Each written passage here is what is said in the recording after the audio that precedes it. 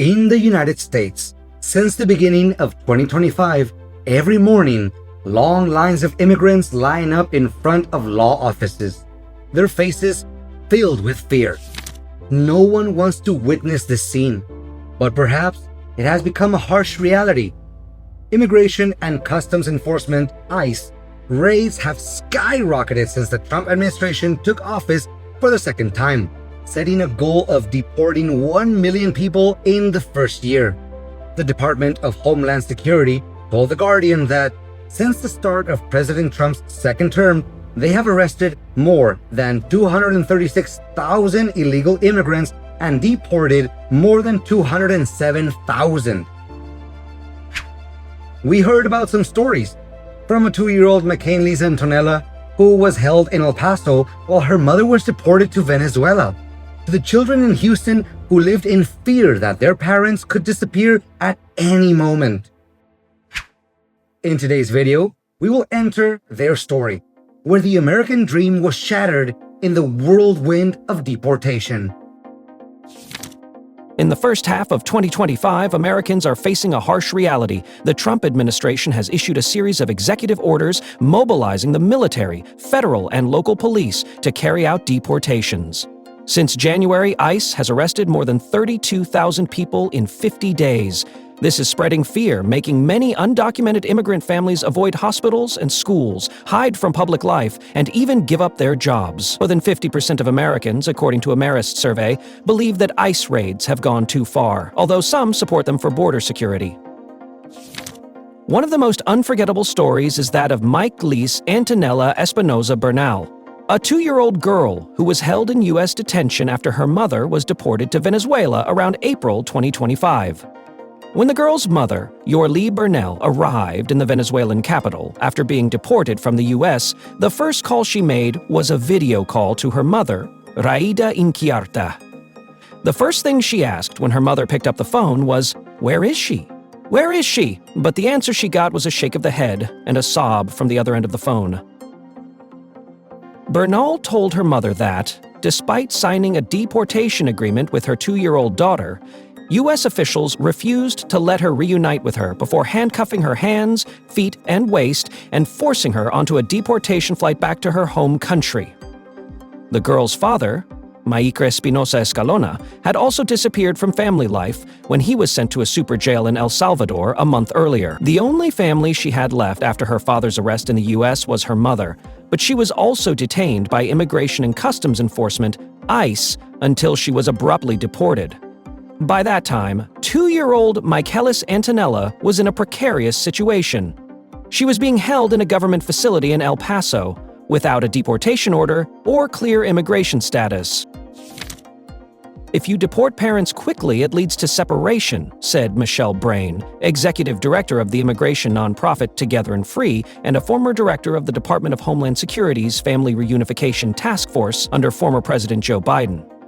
Several high-profile recent cases of the Trump administration quickly removing citizen children from the country, along with other cases like Antonella's, where children were left in the United States without their parents, illustrate the risks of such policies, lawyers said. Meanwhile, the Trump administration said the 2-year-old's case is an example of how it is more closely vetting parents and family sponsors of migrant children than the Biden administration.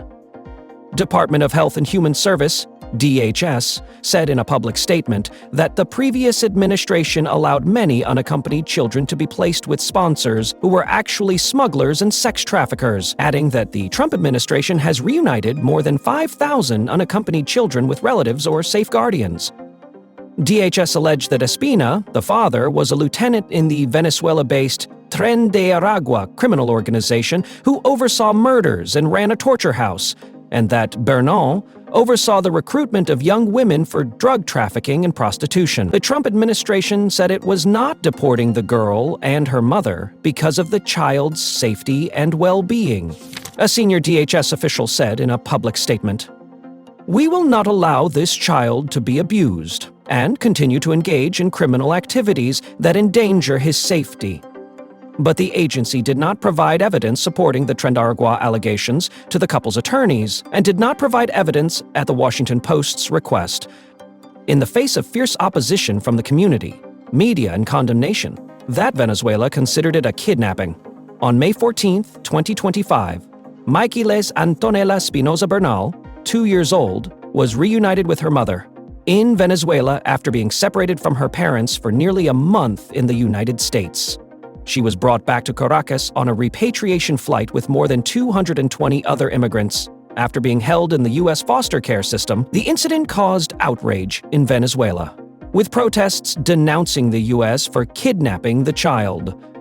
Venezuela's First Lady, Celia Flores, held the child at the airport, and she was returned to her mother at the presidential palace. President Nicolás Maduro called it a humanitarian act and thanked President Trump. However, the baby's father, Maker Espinosa Escalona, remains in custody at Kikot prison in El Salvador, accused of being linked to the Tren Araguaga gang, despite no clear evidence being provided. The baby's mother, Yoreli Bernal, has denied the allegations and said the reunion was a miracle, after the baby no longer recognized her on video calls. The baby is currently with her mother and family in Venezuela, but the condition of her father remains unclear. Elizabeth Shaki Sanchez Kennedy is co-founder and executive director of the Galveston-Houston Immigrant Representation Project, where she leads a team of attorneys serving low-income immigrants. She has represented immigrant children and families for nearly 17 years at organizations across Texas, Florida, and New York. During the height of the crackdown on illegal immigration in the United States, she witnessed the plight of many families and children. She shared her opinions and told her story about what is happening in her eyes. In an article titled, "I'm an Immigration Lawyer. The Children I Serve Are Terrified," published in the Houston Chronicle on July 6, 2025, Sanchez Kennedy recounted. In one case she handled, the U.S. citizen wife of a client was suffering from depression. He was the breadwinner, the father of 4 U.S. citizen children, all under the age of 10. The wife lived in fear that her husband would be arrested and deported. In other cases, she saw young clients go through psychological crises. In addition to unresolved trauma from the countries they fled, they now faced fast-pacing immigration trials in the United States. Sanchez Kennedy told that, for nearly 17 years, she has represented immigrant children fleeing unimaginable trauma. We are working with an unprecedented number of children who are apprehended in the United States, separated from their families and caregivers, and then rearrested in government facilities, said Sanchez Kennedy. As a lawyer, I have seen that when a child is thrust into the complex and adversarial immigration system, what they need is clear: trauma-informed attorneys, comprehensive social services, and loving caregivers. These are not luxuries, they are lifeline. Children and families are enduring the unbearable anxiety that their families could be next targets for deportation. And when the threat of arrest becomes a reality, the psychological damage is profound. Her team of lawyers has seen children develop symptoms of post-traumatic stress disorder, nightmares, depression, and developmental delays. Both immigrant and U.S.-born children are affected. According to the Migration Policy Institute, 17% of children in Houston live with at least one undocumented immigrant parent. That number doesn't include children whose parents are allowed to stay, but don't yet have full citizenship and fear they could suddenly be deported. And it doesn't include immigrant children who are here without their parents. According to Sanchez Kennedy, the rules of the immigration system are changing at an astonishing pace. In March, the Trump administration launched a full-scale assault on immigrant children by removing legal lifelines. In a single week, the government abruptly cut funding for lawyers representing unaccompanied children and placed children in fast-track court, where kindergartners through elementary schoolers must stand trial on their own on an unprecedentedly accelerated schedule.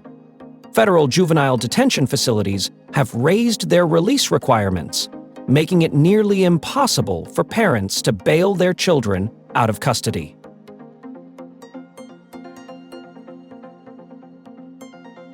At the same time, teams of plainclothes ICE agents began visiting the homes of unaccompanied children registered in the immigration system. The agents arrived unexpectedly, asked for children's names, demanded to enter their rooms, spoke to adults in the home, and threatened caregivers when they exercised their legal right to refuse entry. Sanchez Kennedy also shared that in Texas, hospitals were required to ask and report the immigration status of patients. It appears that ICE's enforcement tactics have not yet spread to hospitals, but fear of the unknown has forced parents to weigh the health of their sick children against the risk of deportation. Perhaps most troubling are developments in immigration court. The last line of defense for an immigrant to receive a fair trial under the law, ICE has begun arresting individuals after they appear for scheduled hearings. President Donald Trump has pledged to deport the worst of the worst. He has frequently spoken at public events about the myriad dangerous criminals, including murderers, rapists, and child abusers from around the world who he says have entered the United States illegally under a Biden administration. He has promised to deport millions of immigrants in the largest deportation program in U.S. history to protect law-abiding citizens from the threats of violence he says they pose. But government data on ongoing detentions tells a different story. Arrests by U.S. Immigration and Customs Enforcement have surged since Trump began his second term, with reports of raids across the country. But the vast majority of those currently in ICE custody have no criminal record. According to AP, the latest ICE statistics show that as of June 29, there were 57,861 people detained by ICE, 71.7% of whom had no criminal convictions. That includes 14,318 people with pending criminal charges and 27,177 who are subject to immigration enforcement, but have no known criminal convictions or pending criminal charges. In Los Angeles, ICE raids have caused panic among migrant workers. At a Home Depot site where workers have gathered to look for work, a 54-year-old undocumented immigrant told Reuters, "If I go to work, I don't know if I'll see my family again." An Instagram video shows ICE agents chasing a worker through a field in Oxnard, leaving others hiding in crop lines. Protests erupted in Los Angeles, with more than 200 people arrested for violating curfew. Mayor Karen Bass warned, "The city's entire economy will cripple if immigrant communities are afraid to go out to work." There is no way that Los Angeles can be rebuilt without migrant labor. It's impossible. 40% of the workforce in the construction industry is immigrant, both documented and undocumented. Where are you going to get the labor? As it is, there is a shortage of labor to rebuild. So the very same people that are rebuilding, that are cleaning up, it's the very same people that's been persecuted. It's not just Los Angeles that's facing a labor crunch. With California, which produces more than a third of America's vegetables and 3/4 of its fruits and nuts, facing a labor crunch. According to Douglas Holtz-Eakin, former director of the Congressional Budget Office, 80% of agricultural workers are foreign nationals, with nearly half many farms operating at just 30% capacity. Some restaurants in Los Angeles have had to close early or cancel lunch service.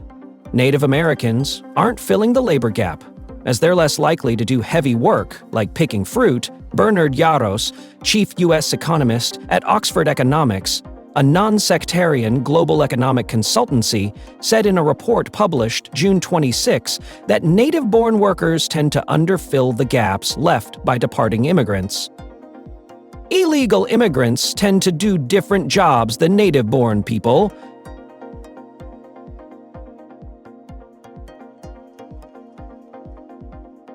Nobody feels safe when they hear the word ICE. Even the documented people. We know that the neighborhood is full of a combination of those with and without documents. And there's always rumors. Even a rumor can start and it will keep people home.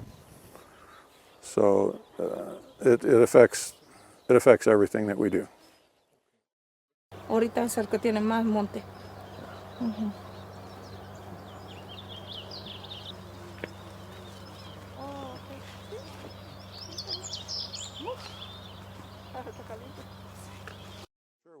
Well, if it was to continue, if things are ripe, such as our neighbors have bell peppers here, if they don't harvest within 2 or 3 days, then the crop is sunburned or over mature or breaking a different color, or the market changes. So it's with the vegetable crops, it's very critical. With the fruit crops, it's critical, but slightly less critical. And still, we need the labor when we need the labor, or else we'll miss things, we'll fall behind.